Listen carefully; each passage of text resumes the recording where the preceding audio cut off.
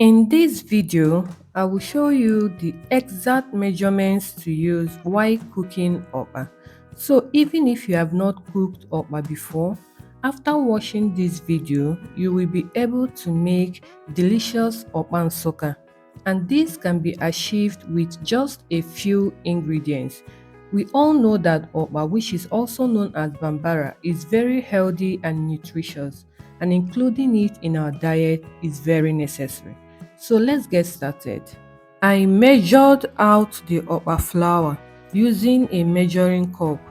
This cup is 1 cup, which is equivalent to 250 ml. So for this recipe, I will be using 2 of this cup. So in a bowl, I measured out 2 cups of bambara flour and set aside. The next ingredient is pepper. I used blended fresh pepper.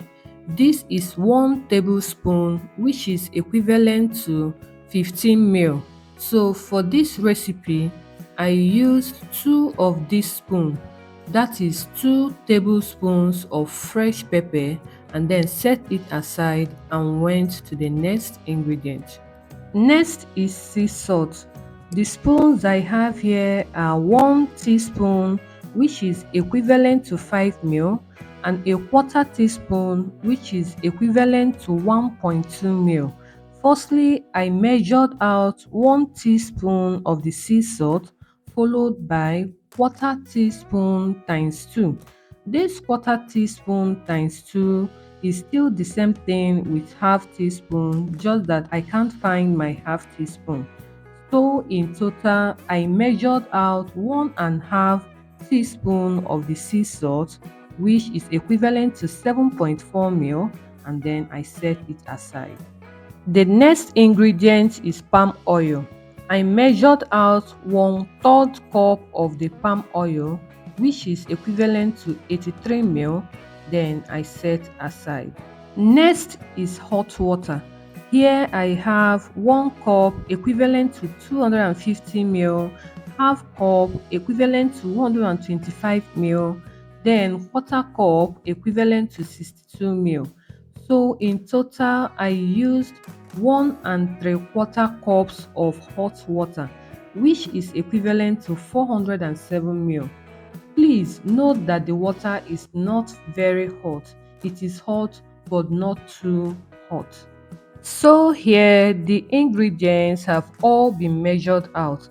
I understand a whole lot of mathematics just happened, but don't worry, we are going to be fine.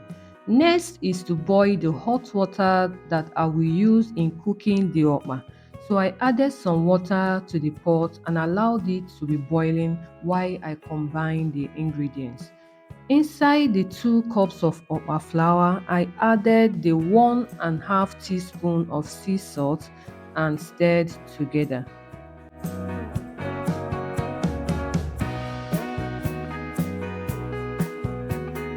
Then I added the palm oil, which is 1/3 cup of palm oil, and I gently combined together.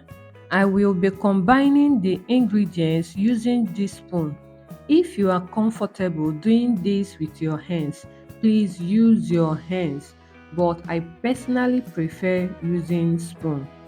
So I went from that first stage to this stage. You have to mix very well till you achieve this result that you are seeing here. Here the palm oil have completely mixed with the dry ingredients. Next is to add the hot water, but I will not add everything at once. I will add small quantity and then mix. I will stir and mix this till I get a thick paste without lumps. At the initial time, it will look like it has lumps, but don't panic. Keep stirring, the lumps will dissolve.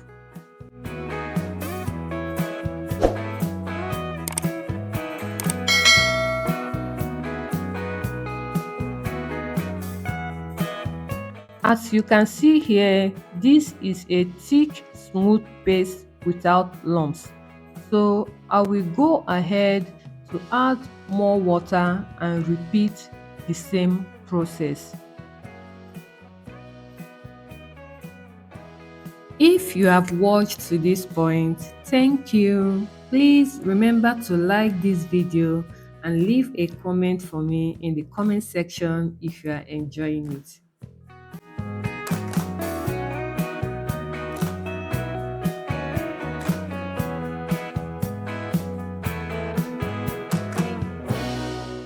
Here again, we arrived to a smooth, runny texture without lumps. At this point, we can then add the fresh pepper and the remaining hot water and stir for the final time. After recreating this recipe, you can check if the pepper is okay for you so that next time you want to prepare it, you can either add more pepper or reduce the quantity depending on how spicy you like your food.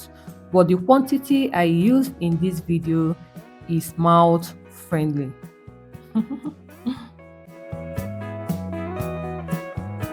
So here, I transferred the okpa mixture into containers. I prefer using one moi moi pack that looks like it serves as nylon, is reusable, but mine is finished. If you watch my old video on how to make okpa, you will see what I'm talking about.